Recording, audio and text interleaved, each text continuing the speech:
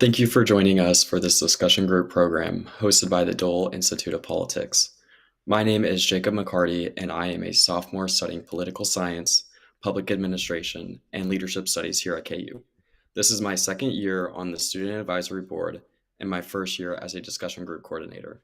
One of the special opportunities I was able to participate in because of the Dole Institute was a policy challenge with other Institute of Politics. Our team ended up winning after being judged by former Senator John Tester at Chicago's Institute of Politics. The Dole Institute of Politics strives to promote a new era of leadership that uses politics to bring people together through opportunities and emphasize bipartisan cooperation, public service, and civic education and engagement, all of which are inspired by the leadership and service of Senators Bob and Elizabeth Dole and the enduring civic contributions of the greatest generation. The Student Advisory Board is an integral part of this mission, providing students at the University of Kansas with experiential learning and job opportunities, access to financial assistance, and networking opportunities with our special guests. If you are a student at KU and would like to join the organization, please email us at dolesab@ku.edu for more information. At the end of the interview, we will have some time for audience to ask questions. If you have a question, please submit it via email to dolequestions@ku.edu. The Dole's Institute mission is to foster civil and respectful discussions around important and often difficult topics. Please phrase your questions with this in mind. Now, please join me in welcoming Dole Institute Director Audrey Coleman. Thank you, Jacob, for that warm welcome. A warm welcome on a very cold afternoon, and we're so glad to see you. We wish we were in person at the Dole Institute of Politics, but fortunately, we're all gathered here together virtually for the first installment of our spring discussion group series focused on the American presidency. Jacob is one of our most active student advisory board members, and I want to mention another important SAB member as well. Nathan Benchstock last fall introduced us to the person who would become our fellow this spring, Matt Beat. Nathan and helped us get acquainted with Matt Beat through a Pizza and Politics program at the Kansas Union for KU students, and the subject was the Electoral College, another timely topic. So we are so pleased to be able to continue our relationship with Mr. Beat, as many of you know him, with our discussion group series this spring. Matt Beat's in-depth lessons, as many of you know, have inspired him to launch his YouTube channels, Mr. Beat and The Beat Goes On. He's got over 100 million subscribers and nearly 300 million views from around the world.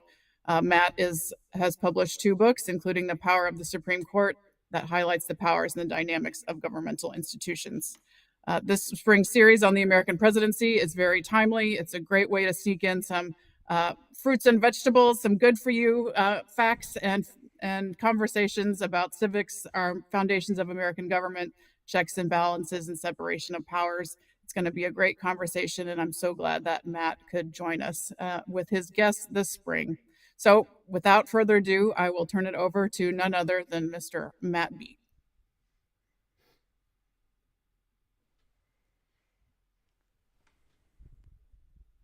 Hello, I am Matt Beat. Thank you to Audrey and Jacob for the introductions. Thank you to the Dole Institute for having me. This is really exciting for me to be a part of. Unfortunately, though, the North Pole came to Kansas these past couple days, so we did not anticipate this, but we are doing this virtually. This is actually live from my studio at my house, which is not that far from the Dole Institute, so that's kind of cool. But the name of this program, this is the first of 5 programs. The whole series is called Exactly How Much Power Does an American President Have? This program specifically focuses on the executive branch itself. I call it the president versus the president. So, the president of the United States of America, we've all heard of this person, the one in charge of the executive branch of the federal government of the United States, the commander-in-chief of the federal troops, who has the final say what the military does, the one who enforces all federal laws, who signs bills into laws or vetoes them, the one who is often a symbol that represents not only an entire political party, but is the one person who represents the entire country to the rest of the world. not only does everybody in the world seem to know about the president, they also seem to have strong opinions about the president. Just 45 human beings have ever been an American president. I'm going to put them up on the screen right now. These are the 45, although there's a couple duplicates. We have a duplicate right now. All of them men. Just 5 of them, though, had not been elected to public office prior to serving as president. Today, being an American president is arguably the most difficult job in the world. I'm sure it's no surprise to you that leading the world's only remaining superpower is incredibly stressful. In this series, we're going to look at the power of the President of the United States, the power that they have. It has dramatically grown since as you see on the screen now, George Washington was president. He was the first president. 236 years ago is when he first became president. When Washington held his first full cabinet meeting, there were just 4 people in attendance. You can see him on the screen there. Secretary of State Thomas Jefferson, Secretary of the Treasury Alexander Hamilton, Secretary of War Henry Knox, and Attorney General, everybody knows Edmund Randolph, right? Probably not. He's more obscure. Flash forward to today, and there are 25 people showing up at cabinet meetings. The cabinet has grown along with their departments. Today, the president also oversees approximately 438 agencies that combined have trillions of dollars at their disposal. Oh yeah, we kind of went out of order there. That's all right. In this program specifically, we're going to look at how the power of the presidency has grown, and specifically looking at the presidencies of George Washington, John Adams, Andrew Jackson, Abraham Lincoln, Theodore Roosevelt, Woodrow Wilson, Franklin Roosevelt, Lyndon Johnson, George W. Bush, and Donald Trump. Hopefully we get to them all in this 45 minutes we have. However, to assume the power of the presidency has only grown is a bit of an oversimplification. At times, the president has perhaps weirdly tried to limit their own power. At many other times, the president's power has been limited by their own people, the folks within the executive branch. We Americans are generally not fans of kings. At least that's what we tend to say. We're built to resist them. We tend to mistrust power in general. However, now we're going to look at how we've trusted a lot of power to just one dude anyway. Before we begin, it's time for me to introduce my special guest. Was that too long of an introduction? I don't know. No, it's perfect. Do you have 100 million subscribers, Mr. Beat? A few. But this is William C. Fox, our special guest. William is a writer and founder of the YouTube channel Exploring History. After receiving his Master of Arts in Political Communication from American University, he spent 5 years writing public diplomacy for the German ambassador to the United States, Her Excellency Dr. Emily Haber at the German Embassy in Washington, D.C. In 2023, he worked with the Truman Library Institute to create a video essay for the 75th anniversary of President Truman's desegregation of the U.S. military. William is a 2-time D.C. Arts and Humanities Fellow and a proud citizen of Washington, D.C. So everyone at home, I don't know if we can hear you, but please welcome my friend. I can hear the round of applause now. Will Fox. Thanks for being here. Hey, Matt. Yeah, it's good to be here in your studio. I appreciate it. I know, at least you made it here, like, despite the weather. Yeah, I came all the way from Washington, D.C. to be at your house. So this is pretty cool. I'm really excited to be here. And on my way here, everybody wanted to talk. When I told them what I was going to be doing, giving a presentation or having an exchange on the presidency, they were like, "Oh, good timing." So yeah, this is all incredibly relevant. Yeah. We will start broad and then talk more specifically about how the power of the presidency has grown over the years. But just to kind of, keep it a little loose to the beginning, what, in your opinion, what makes a good president? A good president. So when I saw this question, I immediately thought about my instinct, which is what makes an effective president.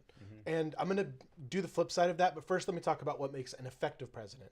So I think when we consider presidents who have done their job and perhaps done it prolifically, we think about people like Lyndon Johnson, who was president in the 60s and passed through the Congress a absolute mountain of legislation, which we might talk about later, the Great Society. So programs that we know very well, Medicaid, Medicare, the National Endowment for the Arts, even like seatbelt laws have their origins in the LBJ time. And that is directly related to the fact that he served in both chambers of Congress, both the House of Representatives and the Senate. And having that sort of cross experience, I think, can make for a more effective president. Lincoln, one of the presidents, I know we're going to talk about who people think are the greatest presidents. Lincoln also had experience in the Congress. Our most recent president, Joe Biden, it's a little more controversial to say that he was an effective president because we're in the middle of it right now. But legislatively, just think legislatively, there were lots of pieces of legislation that were worked their way through the Congress. And I think it has a lot to do with the fact that Joe Biden spent decades in the Senate. One last president that had some crossover experiences, Taft. Now, admittedly, he was on the Supreme Court later, but I just want to bring it up as like thinking about government from the big picture, I think is what the point I'm trying to make here. Second point on what makes a good president is knowing when to make your move. So we were talking before and you were saying maybe being honest is what makes a good president. I don't know if that's actually true. I think people like Abraham Lincoln had to know when, for example, debating Stephen Douglas in 1850s for the Senate seat in Illinois, that he had to kind of obscure his views on race and then perhaps show them later during the Civil War when he signed things like the Emancipation Proclamation. Other examples like that would be Kennedy, who didn't really come out forthright for civil rights until George Wallace stood in the schoolhouse door. LBJ, who used Bloody Sunday in Alabama, the crossing of the bridge in Selma, when the state troopers cracked down on civil rights protesters. That's when he made his move to come out completely in favor of the Civil Rights Act. And so I think knowing when to make the right move and when to be honest matters.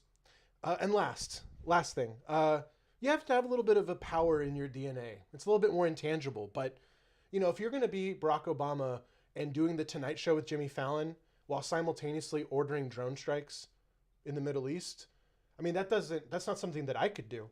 I think that's something that presidents, you have to have something in your blood to wield that amount of power. And the presidents who didn't have it in them are seen as less effective. I think that's what makes an effective president. And we might talk about the flip side of that as we go along tonight. I hope that was a good little taster for our conversation. Yeah. So before we jump into specific presidencies, we will look at the executive branch today. I mentioned in the introduction that we have approximately 438 agencies. I say that, that's an estimate. There are independent agencies who don't report directly to the president. And as you can see on the right-hand side of the screen there, it's got a lot of attention lately because of a lot of this is being shaken up by the current administration. So my question to you, William, is who limits the power of the president within the executive branch and why? Well, that's a great question because when we think about limiting the powers of the president, we think of the Supreme Court, we think of the Congress. We don't often think of the executive branch, and actually there's a bit of controversy in society that, goes back decades and centuries, but is really relevant right now about should the executive branch be able to check the president? Isn't the president the executive branch, like the Ohio State University? And the answer is maybe. So we'll probably talk about unitary executive theory later. But to talk about just the anatomy of it for a second, the president is limited by his cabinet. So you showed a picture earlier of all these different cabinet officials. Now, sure, some cabinet officials are going to be the absolute perfect allies of the president. But what usually happens in cabinet picks is that pieces of the coalition that help the president get elected come in to the office. So Health and Human Services is now being run by Robert F. Kennedy Jr. Now, he's part of a coalition of sort of like Democrat-adjacent people that came over to support Trump and the MAGA movement. And so he's been awarded with a cabinet space. Now, I don't know what will happen with Robert F. Kennedy Jr. in the future, but let's imagine that he and Trump have a disagreement about the issue of abortion. We all know that Robert F. Kennedy Jr. is actually pro-choice, whereas President Trump is known for helping to overturn Roe v. Wade with his Supreme Court nominees and confirmed justices. So if they have a disagreement at some point, that's a check. Another check on the president is just the simple idea of a lawful order. And this comes in the form of his role as the commander-in-chief of the armed forces. If the president tells a member of the military, do something illegal, they might check the president. And the example that I would give you is from the Nixon era. If you ever read the Woodward book, The Final Days, they talk about this era towards the end of Nixon's presidency when he was drinking heavily in the White House. And reportedly, the Secretary of Defense called those people who run the nuclear weapons systems and said, hey, if you get a drunk call from Richard Nixon in the middle of the night and he tells you to shoot off the nukes, don't follow that order. So lawful orders matter. Agencies. So let's get on to independent agencies. So there are like quasi-government agencies like the Federal Reserve that have been created by Congress and operate like quasi is the word, right? As like almost part of the government. So like it's not even technically under the purview of the President of the United States, but it's also not part of the legislative branch or the judicial branch. That's certainly a check on the president, love it or hate it. There's several agencies that operate semi-independently as well. The Justice Department, the FBI, those are being challenged right now. But more traditionally, the FTC, the FCC, the Security and Exchange Commission. And one I want to mention because it's relevant, the National Labor Relations Board, so dealing with things like unions and the president. Trump just, in his first days, fired the head of the NLRB. Previously, according to the Administrative Procedures Act, he can only do that for cause, right? They were derelict in their duty. And so he fired them because he didn't like them. And that's part of the unitary executive theory that's now being pushed, the idea that the president and only the president can decide what the executive branch should be doing. But in theory, these agencies, by following the law of Congress, are checking the president. And I just want to give one last little thing. Agency processes. So when the EPA, for example, creates a regulation, they're creating that based on the Administrative Procedures Act, perhaps passed by Congress. There's rules within agencies, right? And let's just say that George W. Bush years ago had just told the EPA, regulate it this way. Well, that wouldn't have worked because these agencies are following laws passed by Congress and they have procedures. That's a check on the president. Absolutely. And we're talking about, I mentioned trillions of dollars, but millions of people even. It's not like, I would even consider them somewhat like the fourth branch of government. The deep state. Yeah. Well, I mean, you know, for lack of a better phrase, I know that phrase is weaponized, but it is. And you mentioned unitary executive theory again, just so it's very clear. What were we talking? Because that's something that's in the news a lot right now. So unitary executive theory, just broadly speaking, is the idea that the president, as the executive branch, controls the entire branch, no questions asked. So the Supreme Court, they control themselves. They have their systems and they do their judicial review. The Congress passes their laws. The president should be able to execute the laws and just have that power. And there's extremes to this. So there's the most extreme version of the unitary executive theory says that nothing in the executive branch can challenge the president. If he says it, that's it. There's less extreme versions of that. And I think if we're looking at the future, I know we're going to talk at the end a little bit about the future. If we're considering what the Supreme Court might decide about the lateral control that President Trump has, probably a less extreme interpretation of unitary executive theory will be used. So it's about, does the president control the branch of which he is the head? Yeah. Okay, let's go back to 1789. I know you knew I was going to say that.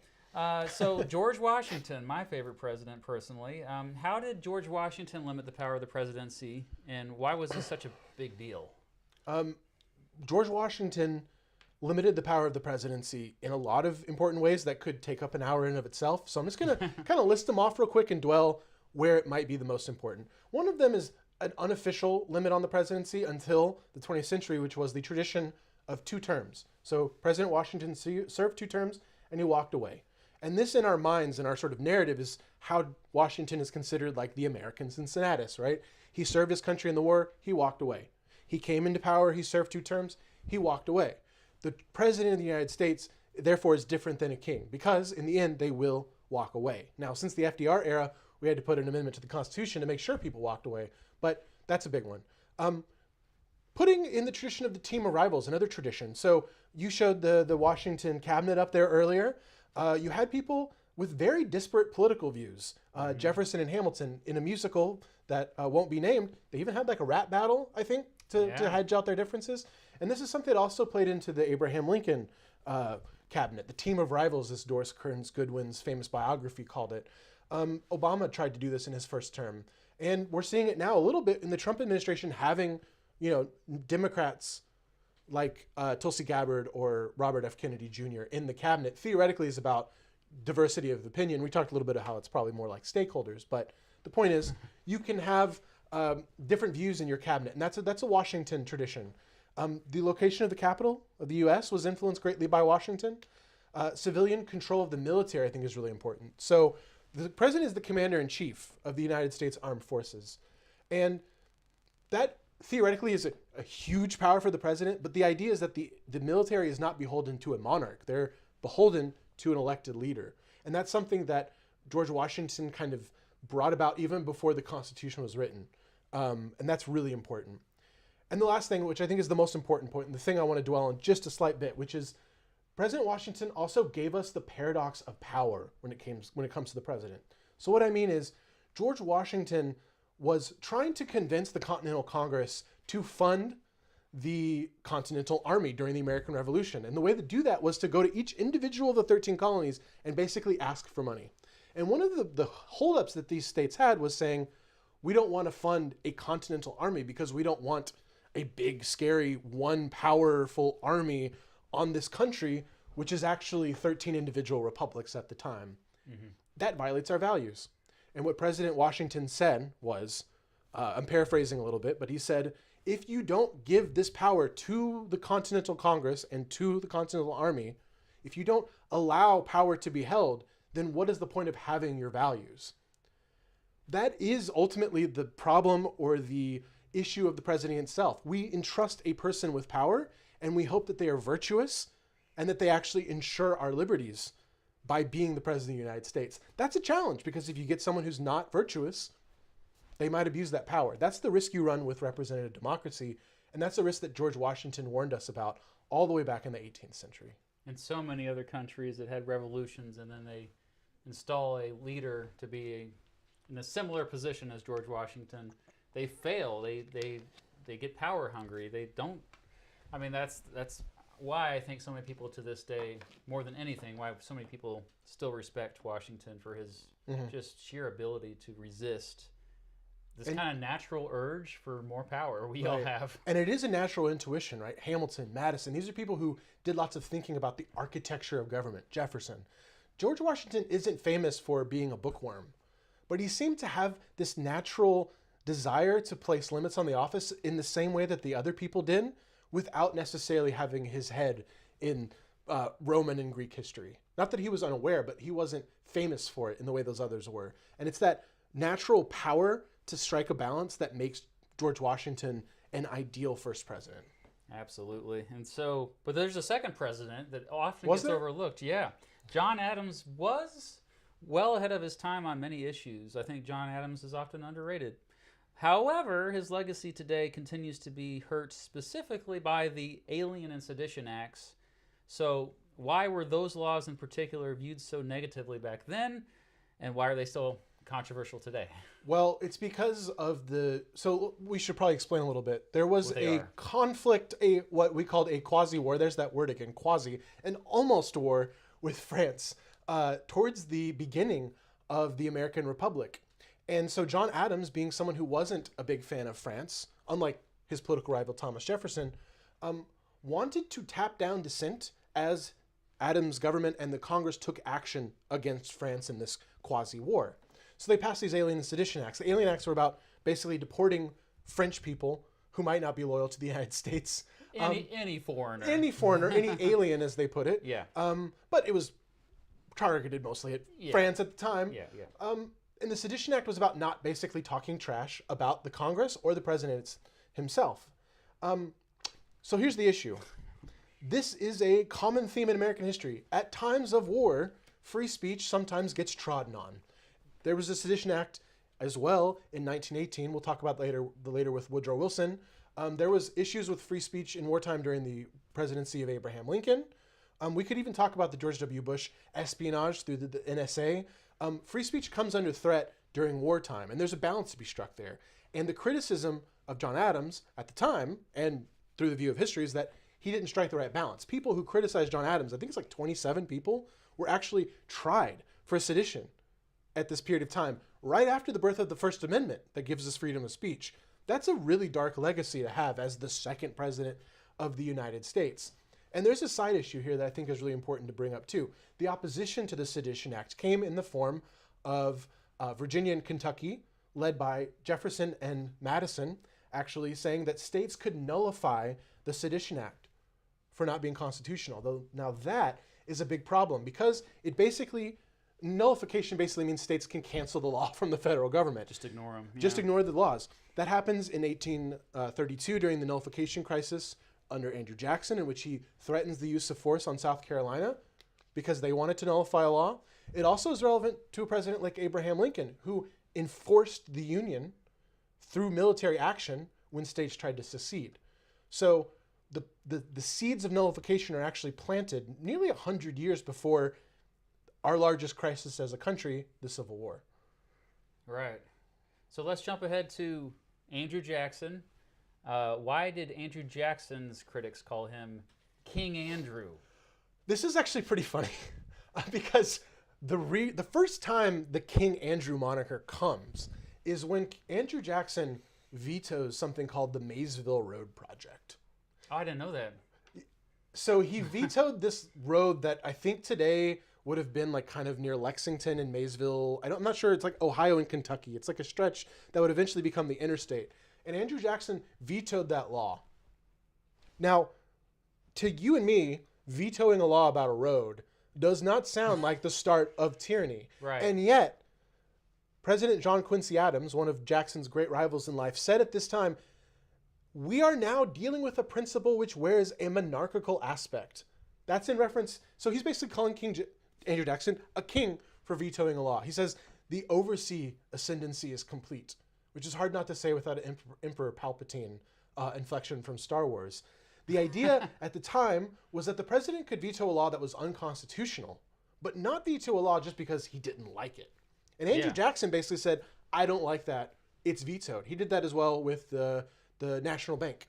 He killed the National Bank, Biddle's little project.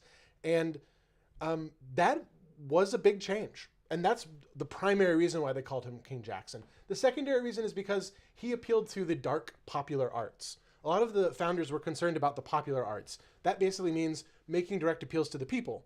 Because if you make direct appeals to the people, you are a tyrant in this view from the 18th and 19th century.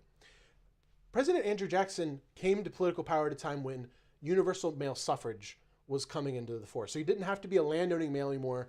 You could be just any guy and you could cast a ballot. Right. Now, of course, over time, the ballot and the franchise has expanded to all Americans of adult age, but at the time it was just those men.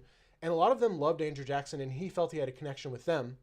And so people called the people who supported Andrew Jackson the King Mob as well. Yeah. So you get lots of ideas that power of the presidency through popularity is a problem. And if you'll let me, it does speak to an issue that the presidency has, which is that in a parliamentary system like the United Kingdom, the prime minister does not serve the same purpose as the king. The king gets the people's affection. The king is who the people look to give their adoration. And coincidentally, in the modern British system, the king has absolutely no power. And so therefore, it's much easier to criticize the prime minister. They're just the minister who executes laws that the parliament passes.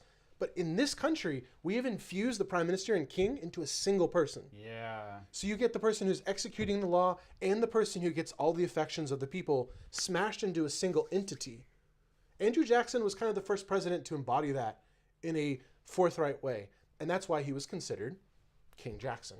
Yeah. So a symbol of the country, of the quote common man, and a direct appeal to, I mean, really, it was populism before we really called it that. It was. And then also, yeah, he also has these other powers to veto laws, to sign laws, and to ignore the Supreme Court. Which he was the first and almost only president that I could find that just straight up said, I'm just going to not pay attention to a Supreme Court Biden went decision. around the Supreme Court with like student loans, right? But Jackson called the decision from the Supreme Court stillborn. Yeah, we're talking. We should back up. Yes, we're talking about a case that involved the Cherokee in Georgia, in which the Cherokee were promised land with a treaty. Big surprise here, but that treaty was broken, promises unkept. They were forced off their land, and so some of them, along with some American settlers, fought it, went all the way to the Supreme Court in a case called Worcester v. Georgia.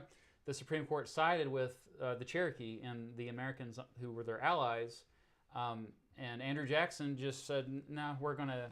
Apocryphally, as in like non-historically, he's often quoted as saying Justice Marshall has made his decision. I'll let him enforce it. That's not what he said. He said he called it stillborn, which is not that much better. I was gonna say, like the illusion is much more dark, actually, if you think about it. Yeah. If you think about what that actually means.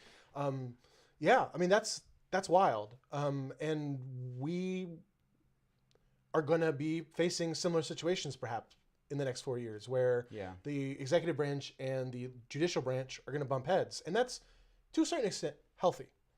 And I do think part of our discussion tonight can be about lowering the temperature. Like, we have designed 3 branches of government to fight with each other. We designed it that way. They're supposed to fight every now and again. Now, are they supposed to be like waging full warfare with each other, like World War I trench style, and constantly assailing one another? Okay, maybe that's a little bit out of whack. But in general, we have designed a system with checks and balances, and that means sometimes the checks and balances have to play out. Well, as you just gave the reference to World War I, we're now going to jump to the bloodiest conflict in American history, the American Civil War, which brings us to the expansion of powers under Abraham Lincoln, who's today considered by most historians the greatest president in American history. How did Lincoln expand the power of the presidency? First and foremost, he used force to keep the Union together. No president has done that since. No president did before. Thank goodness, right? Civil wars aren't great. But that is an extreme expansion of power. For the federal government in general, not just for the president. But Abraham Lincoln is the embodiment of that enforcement. We talked earlier about the nullification crisis. So the nullification of the Sedition Act of 1798. The nullification crisis of 1832, where states said, we will not follow the laws of the United States. In Lincoln's time, the state said, we're not going to follow the laws of the United States because we are not part of the United States. Mm-hmm. And Abraham Lincoln said, yes, you are, and used force to keep them in the Union through the Civil War. That is the largest expansion of presidential power that we've ever seen and hopefully will ever see. So that is Lincoln. But there are little things within that. So because of wartime, we move into an emergency situation. I think people should recognize that the powers of the president tend to expand they're a little bit more flexible during wartime. We're going to see this we saw it in the quasi-war with France. We're going to see it now in the Civil War. We're going to see it in World War I, World War II, and of course the War on Terror, which we're going to get to later. President Lincoln goes around Congress a couple times. So he ends habeas corpus with their tacit permission, but they were gone. So he just did it without them. He used the Alien Act, actually, to issue an executive order dealing with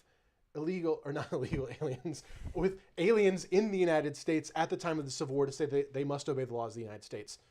So that was an executive order that was a pretty expansive use of executive power and executive order. He declared martial law. So we're talking about the idea that the military basically replaces the local police in certain areas because it's wartime. And probably most important to his legacy, he issued the Emancipation Proclamation.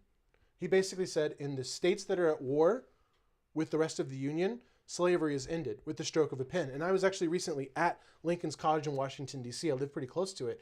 The room in which he signed it is quite small. It's quite humbling. Yeah, not humiliating. Humbling. You get a sense of humility when you go into this room. But what Lincoln did in that very small room is something very big.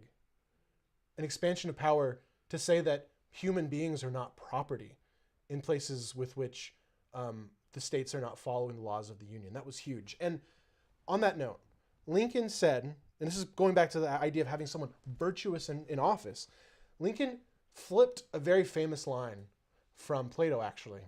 A character in Plato's, The Republic. Republic, yeah. Thrasymachus said, might makes right. Famously, if I have the power to do it, it is right. Ooh.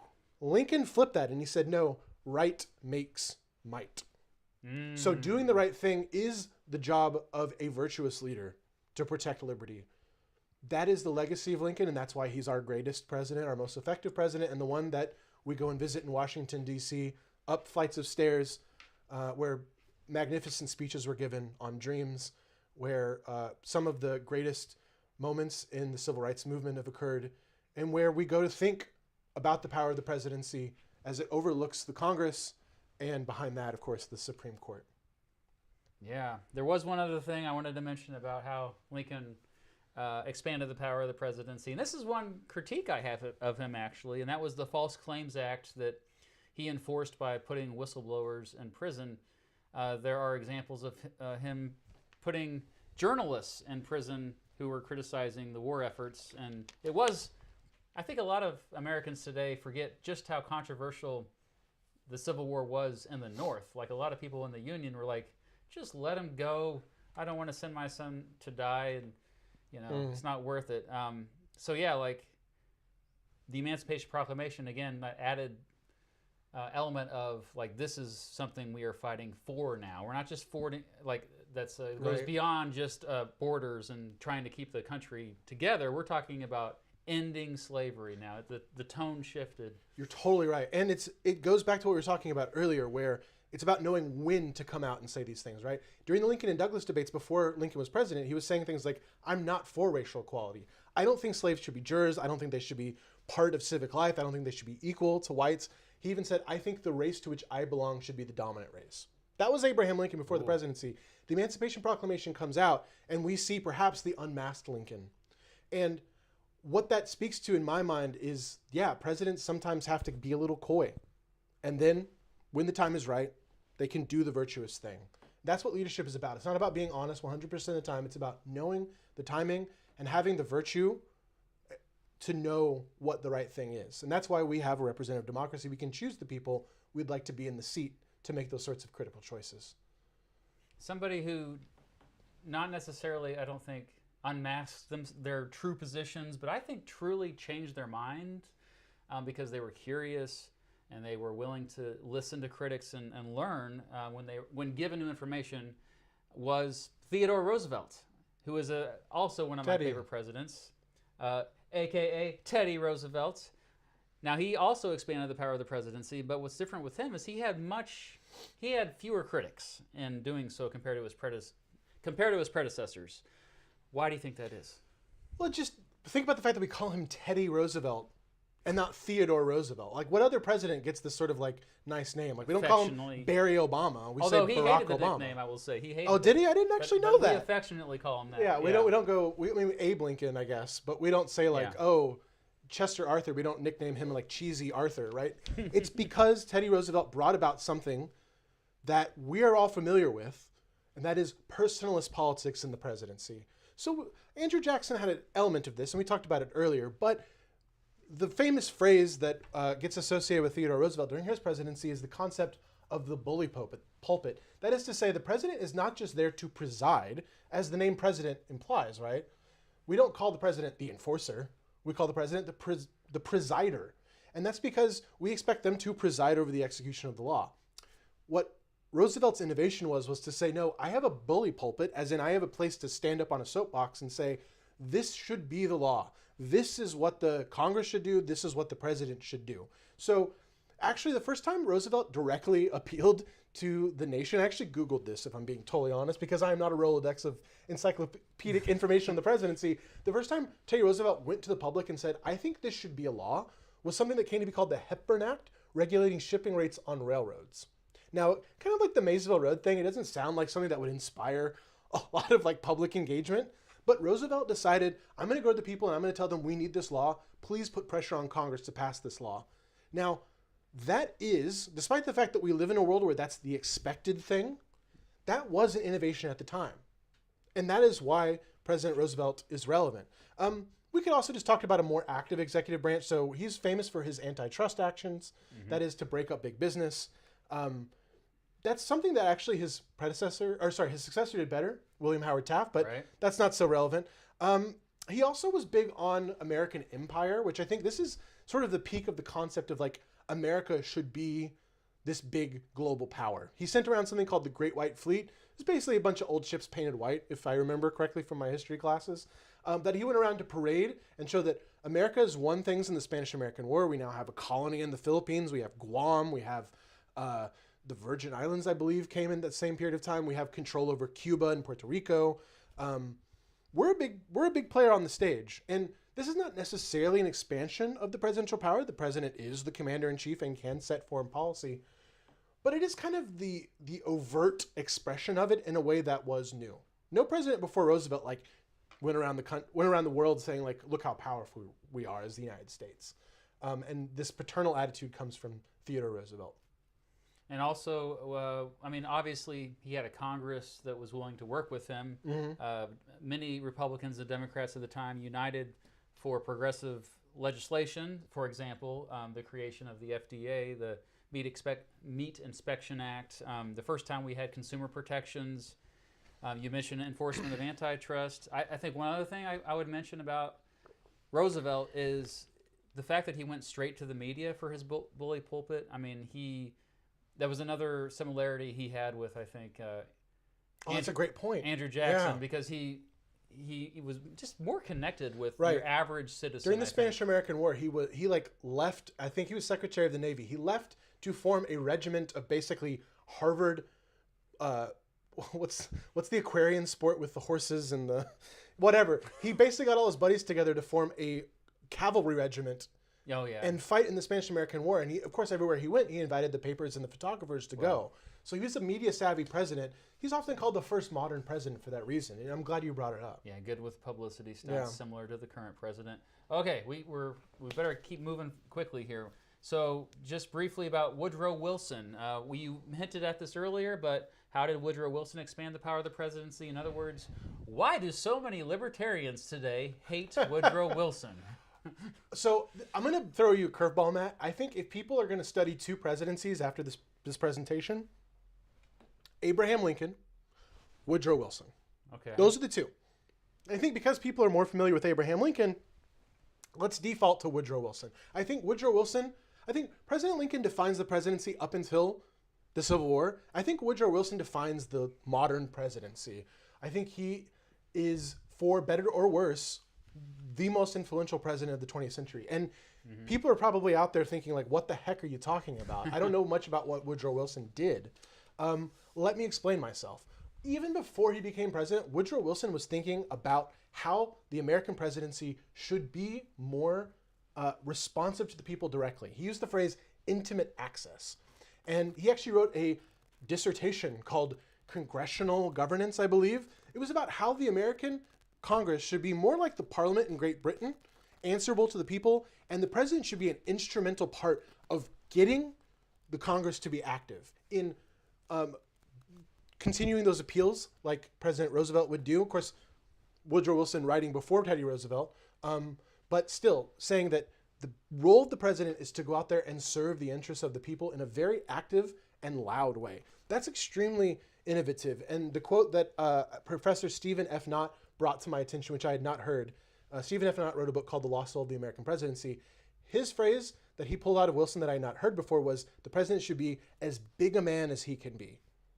Now that's extremely different than, I don't know, like Chester A. Arthur or Grover Cleveland, who were not the biggest men they could be. But when we think about the American presidency today, we think about these big personalities. This was an innovation at the time that Woodrow Wilson brought to us.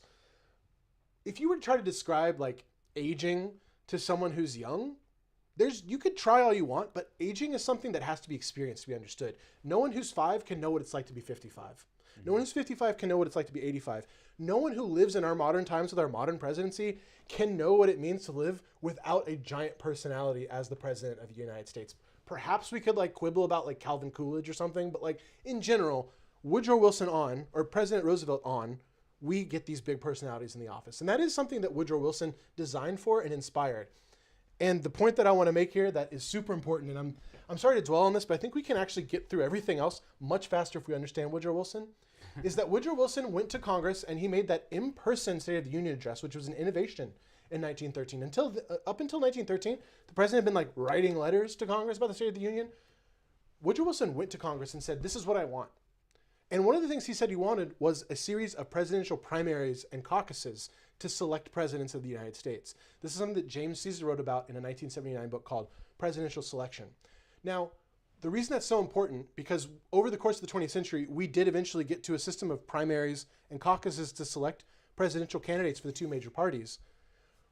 The skill to become president became more important than the skills of being president of the United States. If you can campaign to be president effectively, you can become the president of the United States even if you don't have any governing experiences.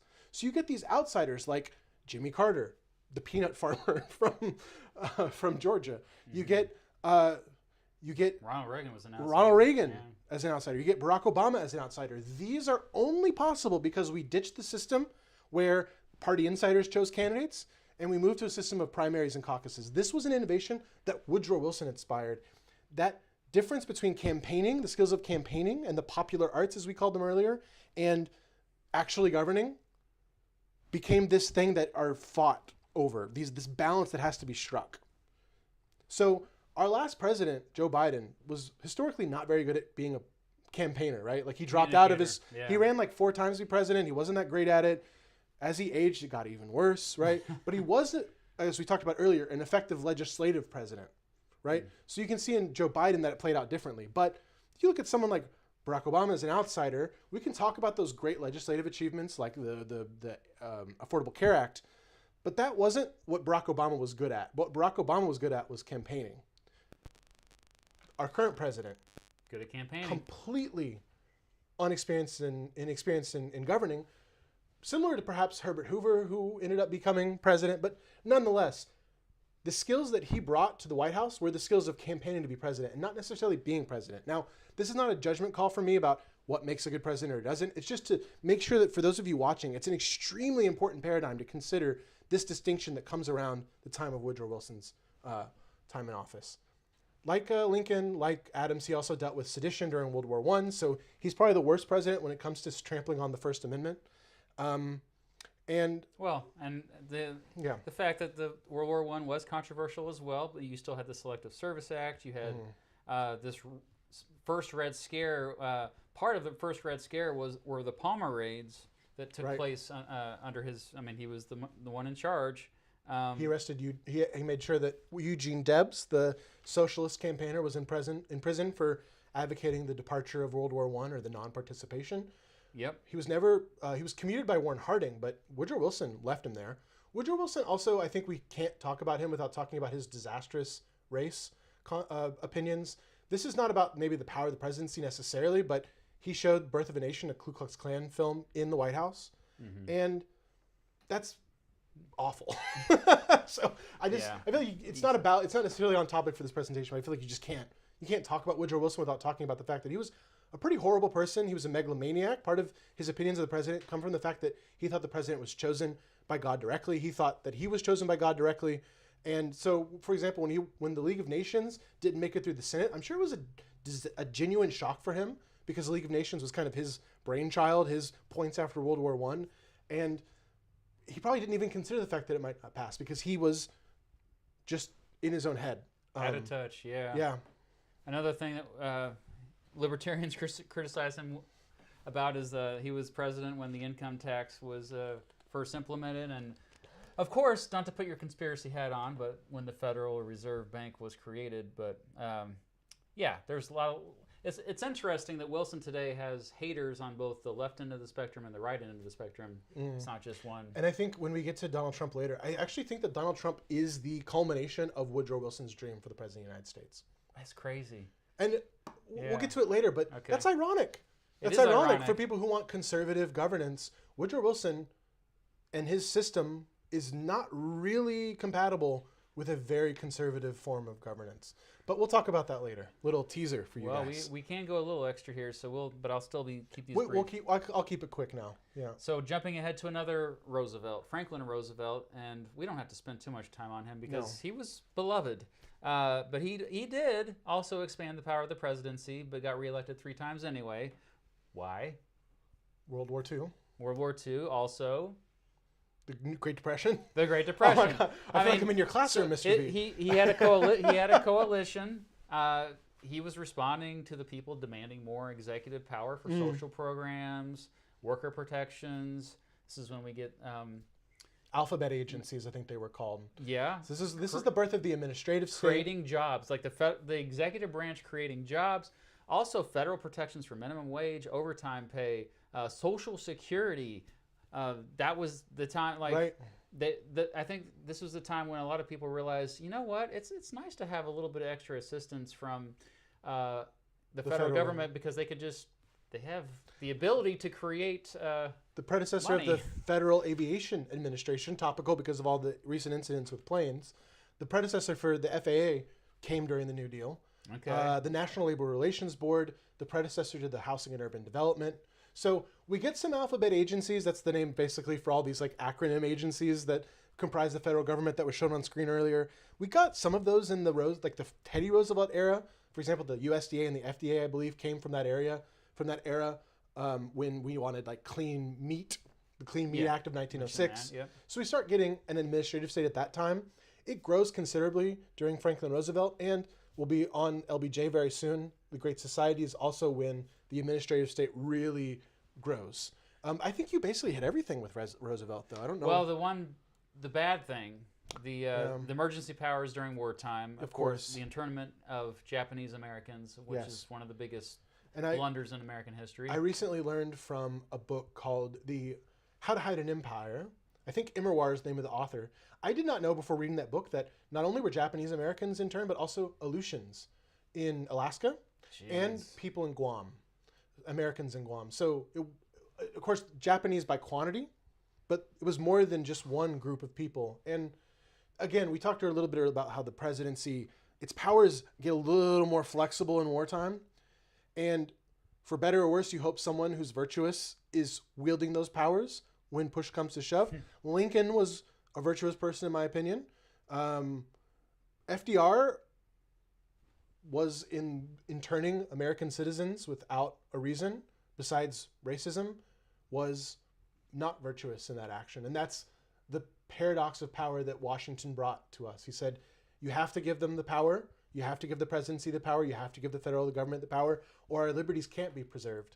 But in offering power for preservation of liberties, you run the risks of things like this happening. That is the paradox of the presidency. That's the paradox of having a federal government. And that's the challenge that FDR, in the moment of interning Americans, failed.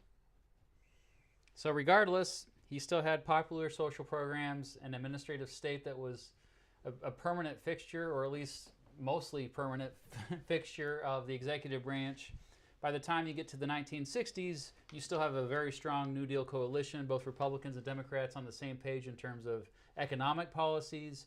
And Lyndon Johnson, who was in Congress, a leader in Congress, a Senate Majority Leader, then Vice President, and was in the House of Representatives. In the House before that, so plenty of legislative experience. Now has the power of the presidency. How did Lyndon Johnson expand that power? So, the administrative state that we know best today is effectively from Lyndon Johnson's era. It was called the Great Society. Lyndon Johnson being a deeply experienced, more experienced than any other president we've ever had in the Congress. Even knowing, there's a really famous picture of Lyndon Johnson towering above, I believe it's someone in the Senate, basically being like, vote for this, right? So Lyndon Johnson, more than being a president, should be known as a legislator first. And as president, he was a great legislator president. So Medicare, Medicaid, food stamps, seatbelt laws, the Civil Rights Act, the Voting Rights Act, National Endowments for the Arts, the change from the predecessor of Housing and Urban Development to the current HUD, Housing and Urban Development. The modern administrative state finds its biggest area of growth, its maturation, its teenage years, basically. It got pimples and they went away over the course of LBJ's presidency. And that's really the biggest thing. It's not so much the power of the president, but the power of the executive branch, the birth of the deep state that it's pejoratively called now at times. And the tension between what does the president want and what is the executive branch doing. I think its origins here are with LBJ. I know you're going to want to talk about Vietnam, though. I mean, yeah, the war powers are still there. You got now the difference with the Vietnam War compared to World War II or even World War I. And Vietnam War does not seem to be a war that is worth fighting for millions of Americans, they do not see it as in the best interest of the United States. And they realize we're being fed false information about the status of the war as it's going on. Later, as it's revealed that the president, so starting with Johnson, later Nixon, lying to the American people about what's really going on, especially like today we now know the Gulf of Tonkin resolution, which escalated the war to begin with, was based partially on a lie. So yeah, like I don't know. What you get is you get an interplay that I think is really, or did you want to make a final point? Is this going to be, like, can we tie this to, where's the connection between the Vietnam War to the war on terrorism or war on terror later on? Oh, certainly. So what you get is you get an undeclared war being conducted by the President of the United States. Yeah. So Congress wanted to rein in that power. Under Nixon, they passed something called the War Powers Act, which is a weird thing to do anyway, because Congress has the power to declare war, and yet through the War Powers Act, they were telling the President of the United States, hey, if you're going to conduct war, please let us know. That's basically what the War Powers Act of 1973. 90 days or something? 60 days, I think. Okay. But yeah, it's goofy. The last war that Congress has actually declared war in was World War II. Right. It's kind of crazy. It was basically the parallel, between LBJ and Vietnam and the war on terror, as you asked, is that this is the time between the 60s and what we can consider the modern era, the Iraq War 2003. This is when the power of the presidency basically got an addition. The power to conduct war. This is not something that the president could do beforehand. When, you get like in the quasi-war with France, I suppose, was not declared, right? But the War of 1812, declared. Like Spanish-American War, declared. The wars in the modern era have not been declared. They basically have been handed over to the president to say, you can declare war. We might back you up, but it's a tacit new power of the president that came from LBJ and continued into George W. Bush's term through the authorization to use force in 2001 on Afghanistan, Iraq. It went on to justify Obama's use of force in bombing Syria, in drone strikes, in all sorts of things. It all comes back to a piece of legislation that was not a declaration of war, but rather a blank check for the president to have war powers that the Congress is basically choosing not to wield. Ironically, again, like the War Powers Act was supposed to limit the president's ability to send out troops around the world and limit the president's resources. It ended up like not doing that at all. And before 9/11, you even had the Persian Gulf War. You had different, assisting Nicaragua.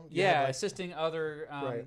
Like usually it was coalitions with other militaries around the world. But regardless, NATO in particular with what was going on in Bosnia, for example, in the 1990s. But I think we usually start it with 9/11. Like, okay, so George W. Bush is elected in 2000, controversial election. This is like the modern era kind of begins then, because I feel like in this whole century so far, the United States has been quite divided on political, in terms of two teams, two political parties.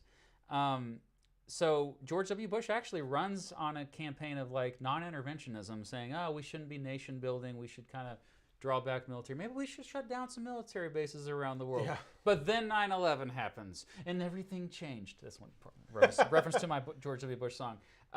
So we've got the war on terrorism, Guantanamo Bay.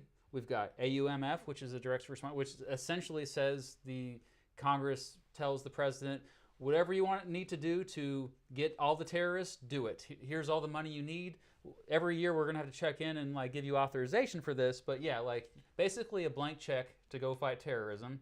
The Department of Homeland Security, the Patriot Act, and then you already mentioned the Iraq War, the surveillance state, NSA. What did I miss? I can put a nice bow on this to bring us into the modern era and maybe bring us to audience questions as well, since I know we're running a little bit late on time. So George W. Bush played into a dynamic that we touched on slightly with LBJ, which is that unlike World War II, or the Korean War even, which had some controversy, Vietnam was a war that sowed distrust in American institutions. Right. My professor in graduate school, Leonard Steinhorn, who's an affiliate professor of history and a professor of communications, author of some books, great man, taught us about how the reporting that came, we were talking about Walter Cronkite earlier, the reporting that came out of Vietnam showed people that the government wasn't this infallible institution like we saw in World War II, for example.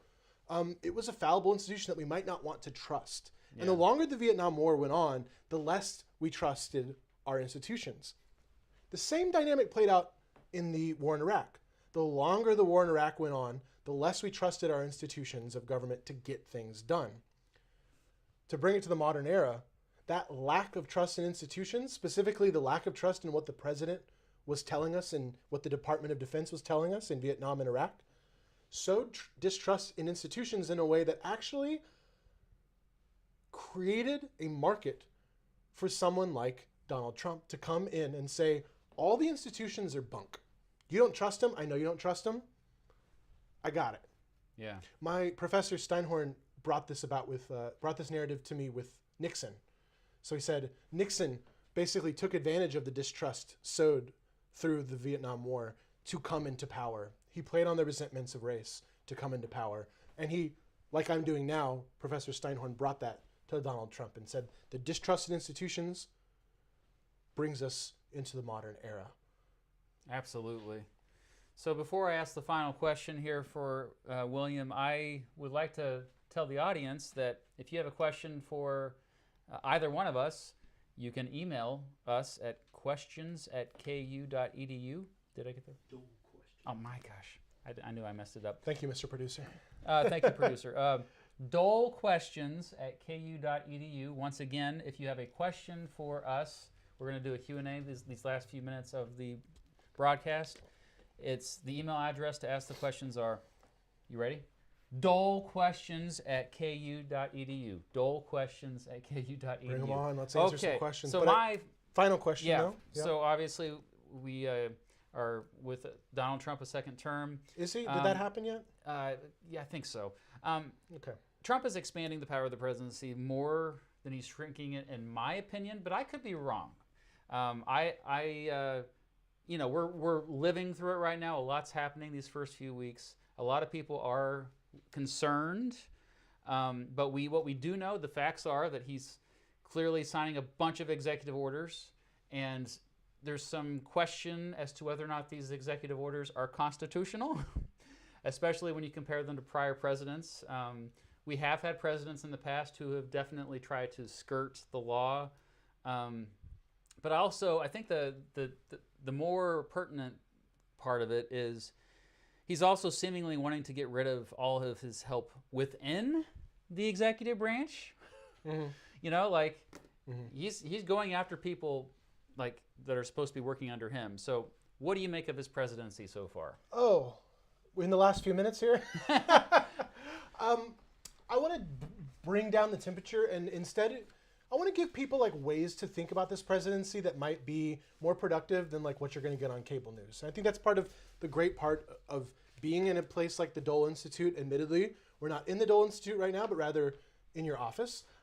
Nonetheless, forums like this gives us a chance to like think about, let's call it paradigms. So like ways of thinking, mnemonics. So I want people to think about one mnemonic. What is the good way for the president to act and what is the bad way for the president to act? That is a different question. Like if you like something Trump's doing or you don't like something Trump's doing, that's a matter of personal opinion, and that's totally valid. I'm not invalidating that at all. I think the question that we have to ask, the paradigm that's more useful for a conversation like this is, what is the power of the president and what is not the power of the president? So for example, immigration is a big topic in the first weeks of the Trump administration. The power to enforce the border, whether you like the way it's gone about or not, the immigration laws are real, and that's not an unconstitutional act by the President of the United States. So in that case, it's not totally relevant for our conversation about expanding the powers of the presidency. The same thing about the way that President Trump conducts his foreign policy. So whether he sends Marco Rubio to speak with Sergei Lavrov in Saudi Arabia yesterday, the way that he conducts his policy with Ukraine is basically his business, though the Congress might eventually have a check on that. And particularly if he wants to declare war on Denmark or Panama, these are constitutional questions, but again, they're within the purview of the presidency we understand. So to understand what the difference is with Trump in terms of expanding presidential power, we have to be a little bit more specific. I think we already touched on the unitary executive theory, and since we're short on time, I won't dwell there. The one that I think is really important is the idea that the Congress controls the purse. The Congress spends the money. Yeah. The Congress makes the laws. So if Congress is Article 1 of the Constitution. Article 1 of the Constitution coincidentally comes before Article 2 of the Constitution because it is in theory much more powerful, and intentionally so. So if the Congress says spend money, if the Congress says agency do X, do Y, that's the law. Yeah. So the challenge that we're going to have in the coming years is when the president intervenes, or when the Doge intervenes through Elon Musk to basically negate the laws of Congress, then we start to have a check and balances fight that's going to go on. So unitary executive theorists who want the president to have full control of the executive branch will say the president has the full latitude to do whatever he wants.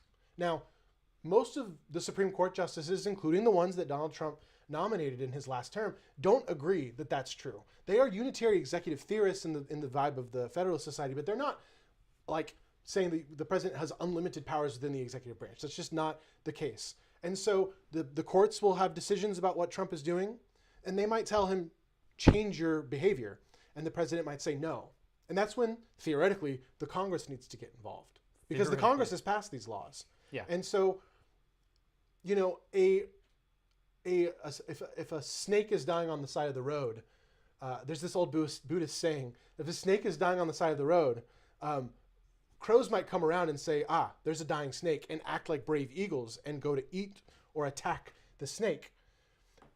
But if a snake is fully alive, these crows are not going to come attack a snake because it's very powerful. What the hell are you talking about, William? Well, the Congress is a snake in this case. The Congress is powerful and scary, but right now the Congress is looking kind of weak. And the executive branch is now expanding into that power gap through impoundment of funds, that is, not spending the money Congress has told it to, through using the unitary executive theory to get through some of these executive agencies in ways that are probably unconstitutional. But then the remedy for that is to have balance of powers and interchange.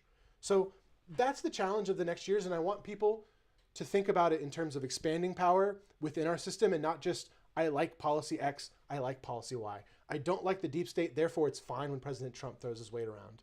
That's not the paradigm that we thinking people should have. I want to leave lots of time for questions. I think we're running a little short on time, so I'll hand it over there. Is there anything else that you think is relevant for President Trump off the top of your head? Well, you texted me about this before, the Impoundment and Control Act of 1974, which to me, the mid-1970s was the last time that Congress kind of was like, all right, President, we're going to reduce your power now. You listen up here, President. We're going to tell you what to do. The jealous guardians of their authority. And ever since then, it's been back, nope, President concede, more and more President back to the President.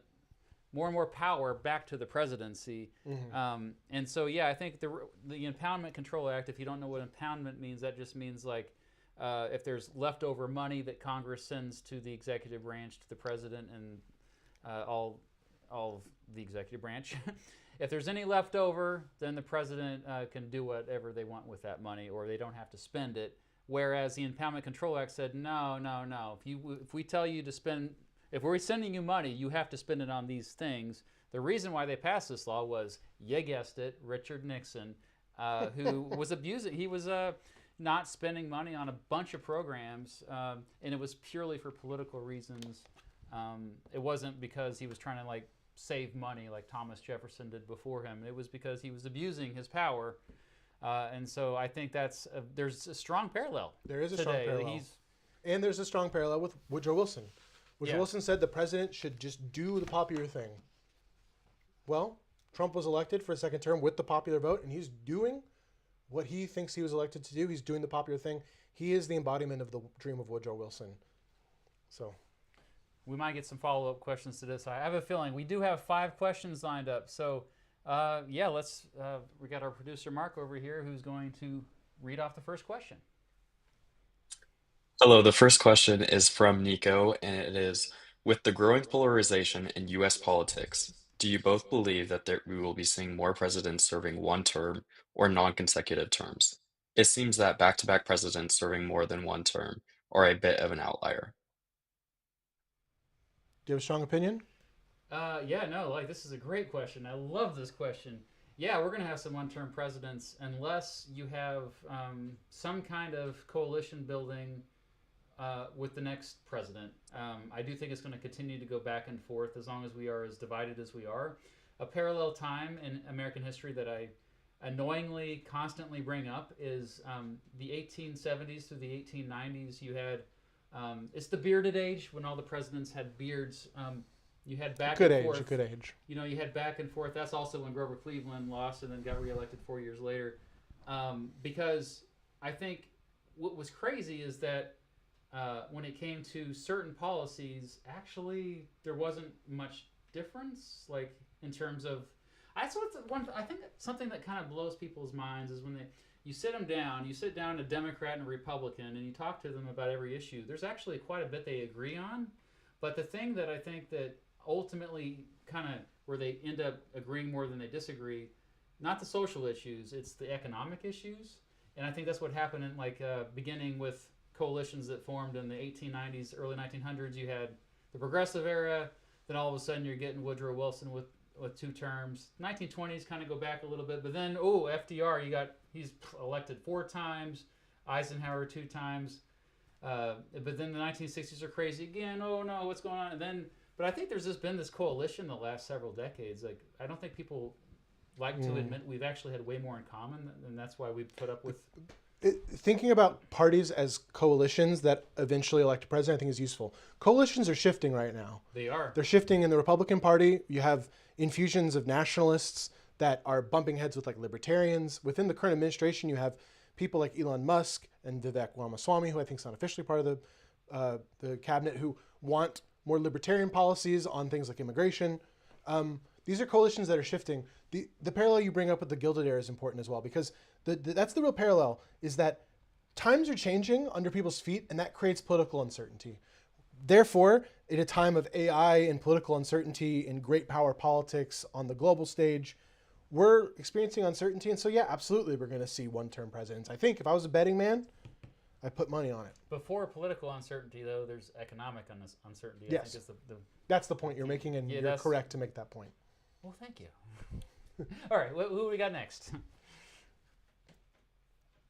Nathan's question is, at the beginning of today's conversation, you mentioned that only 5 presidents had never been elected to public office before becoming president. What do you think accounts for this? And do you think this trend will become more common going forward? Yeah, 100%. So actually, I need your brain. Who are the 5? Well, the first one was John Tyler. Next up, we got Millard Fillmore, and then we've got Andrew Johnson. Oh, and we got Chester Arthur, and we got Harry Truman. Does that get it all? Trump, I guess, would be the. Wait, without having political office? Whatever. The point is, oh, no, yes. I misheard the question. Was that without holding political office? Yes, but I can answer the question anyway. So the question was about whether or not we should expect to see, effectively, like, should we expect to see presidents without political experience becoming office? Okay. Getting an office. And the answer is, yes, we should. And that's the dynamic that I think if you read any book after this, read Presidential Selection by James Caesar. Because since the Wilson era, we have a distinction between the skills to be a campaigner and to be elected president being different than the skills of being president. We've seen more outsiders in the 20th century. And now that we're in the 21st century, it's come to full term, so to speak. And it's given birth to relative inexperienced Barack Obama, completely politically inexperienced Donald Trump. That's a dynamic that's going to play out in the 21st century quite a bit. I think we will see lots of presidents with less and less experience, because what we will see is presidents with the skills of the popular arts and not necessarily the skill of governance. Let me correct myself before. Zachary Taylor, Dwight Eisenhower, Donald Trump, George Washington, Ulysses Grant. And yes, they were all military leaders, except for Trump, but the other 4 were military leaders. And so to me, though, there's still that element that's important, that they have some kind of experience managing, administering, leading a group of people, I think is really important. I think what we underestimate about Trump is that his leadership comes from his ability to communicate.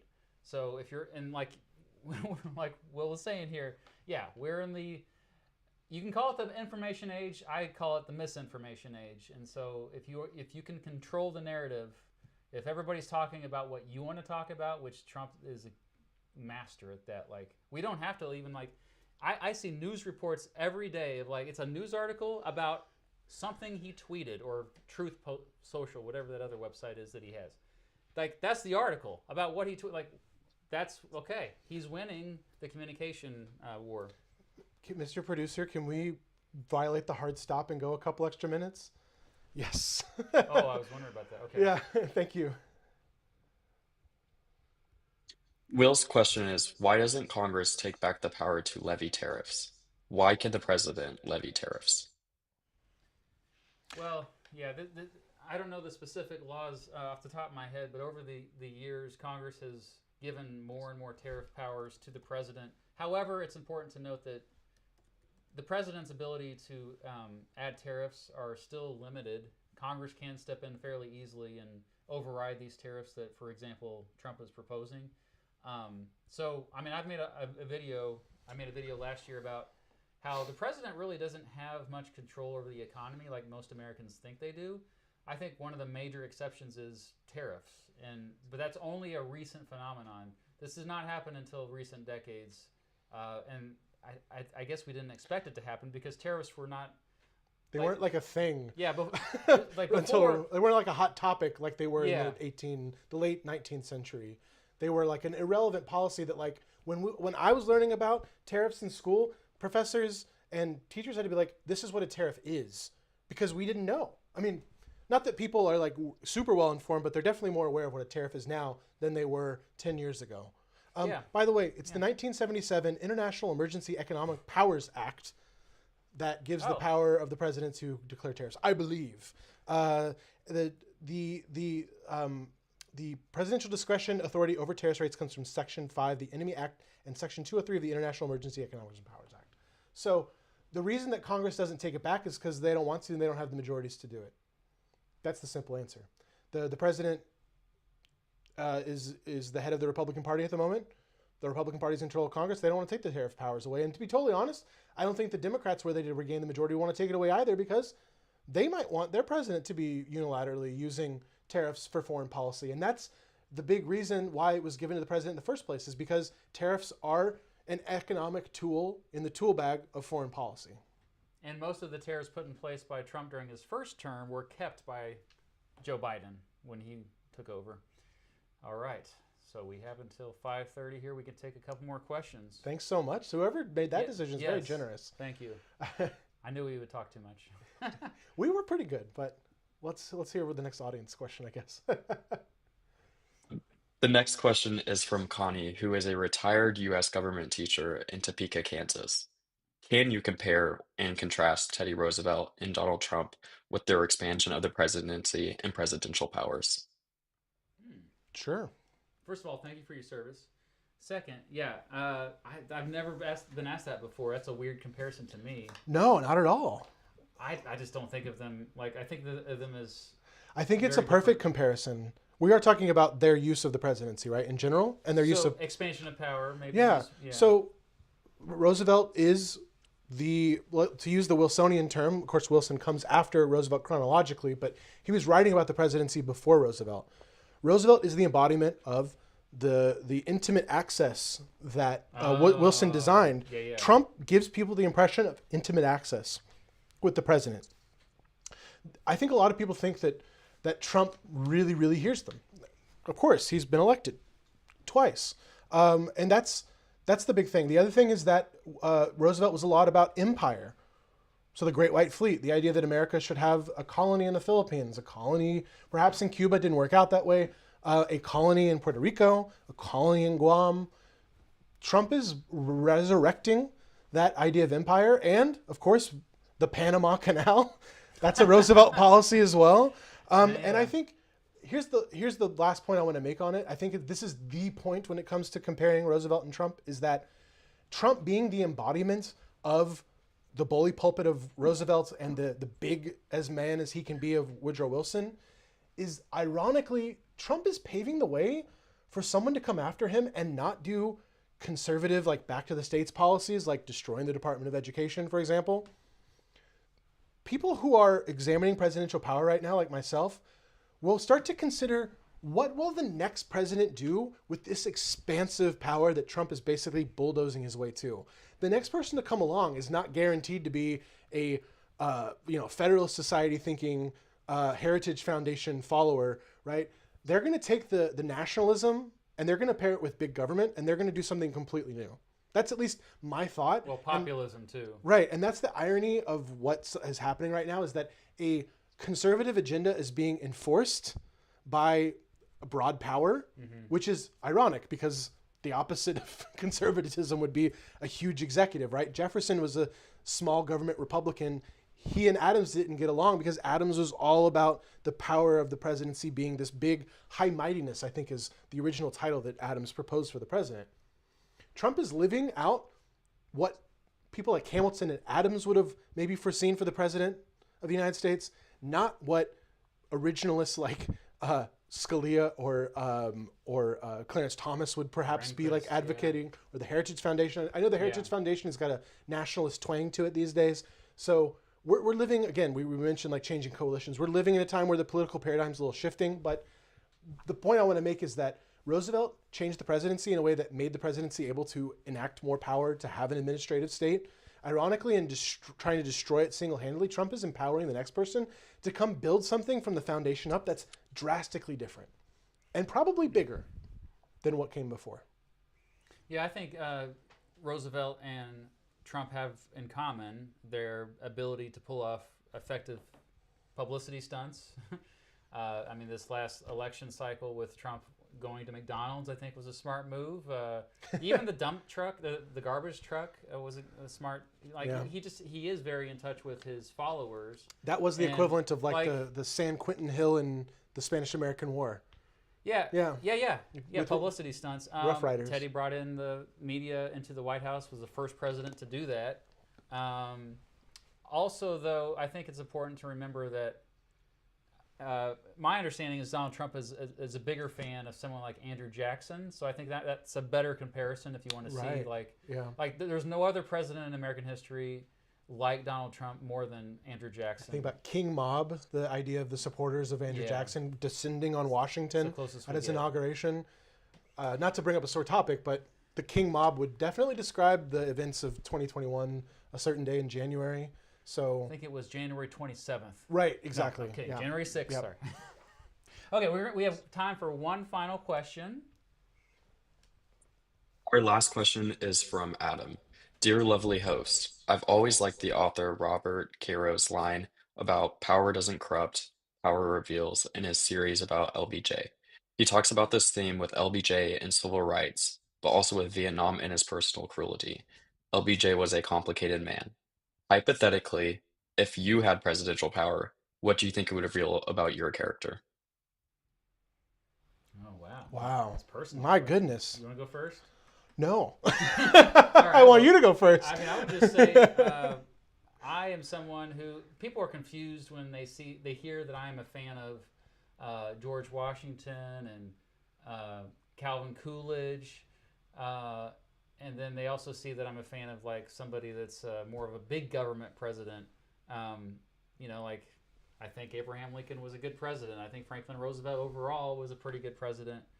So that's a confusing thing to a lot of people. And I think the reason why I like these guys is because first and foremost, they realize that they should have humility in their position of power, and that this was not about them. They realize that actually the president should have less power than they do, that we are a republic, and that the whole point of the Constitution is to limit the power of the people in power.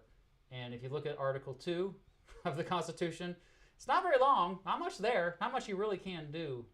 And I'm hoping you realize that like this is the biggest lesson of tonight, is that this power has grown in part because we, the voters, have requested that the president have more power, but overall, like I think a lot of that power has grown, and we didn't have a say in it. And to me, like if I were ever in a position of power like that, I would say, okay, what can we do to get rid of my power? Because this is ridiculous. One person, in fact, and I'm the president's guy. It's crazy to maybe hear this from me, but I think there shouldn't just be one person in the as president. I think we should have at least 3, maybe a bigger council of some sort. But I actually, so I don't want to run over your toes, but I actually think I disagree. I think the president. You're a monarchist, aren't you? Yes, I want us to bring back King George. Not at all. In fact, I even to this day I'm an anti-monarchist in like the constitutional monarchy systems. I think it's a little embarrassing and apocryphal. No, what I wanted to say was I think it is the responsibility of presidents who come with this extraordinary power to decide what to do with it.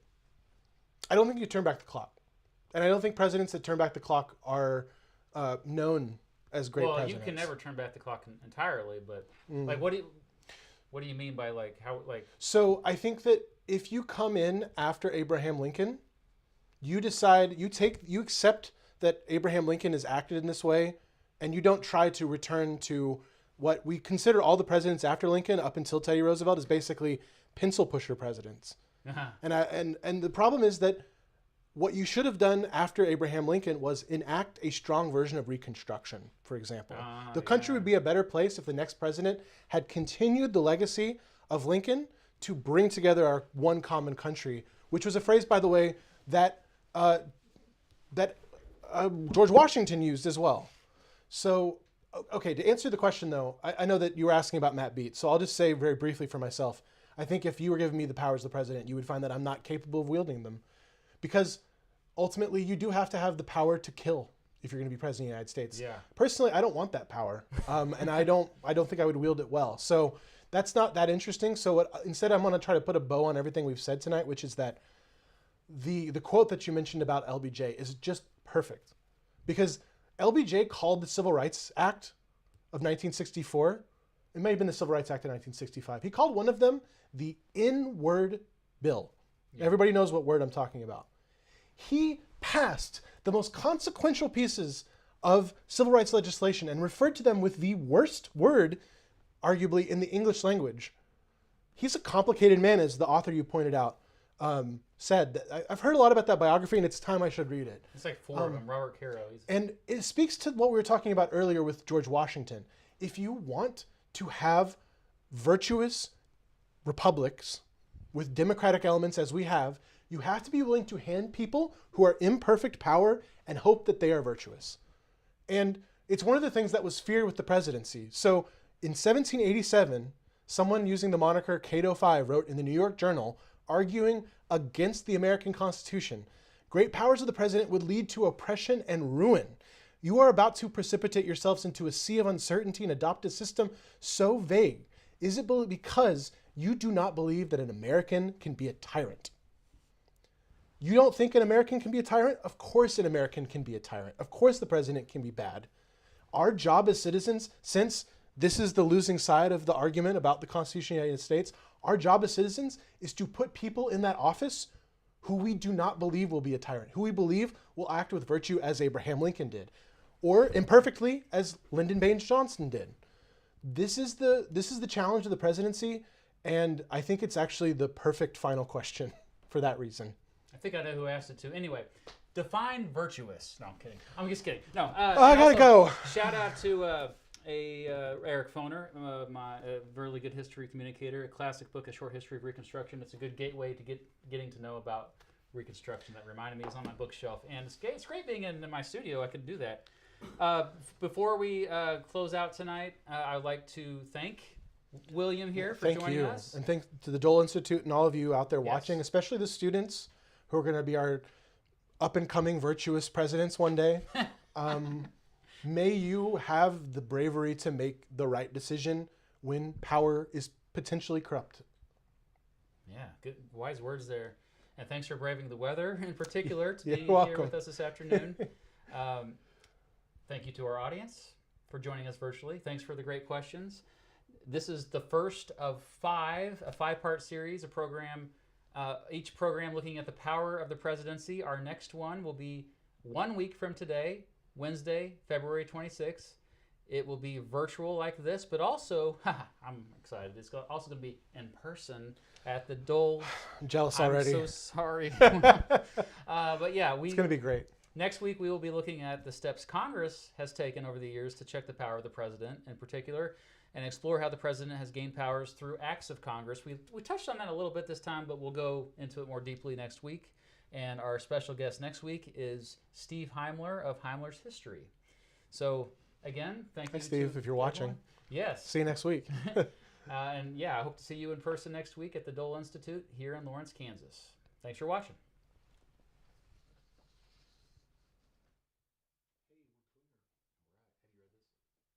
No. This is one of the. I have it on my book. I have my bookshelf. I have a first edition on my bookshelf. I want to Actually. reread it actually. Yeah, the Bearded I'm Age. so sorry for that we ran over time. I don't know if she can hear us. Well, but he put it on.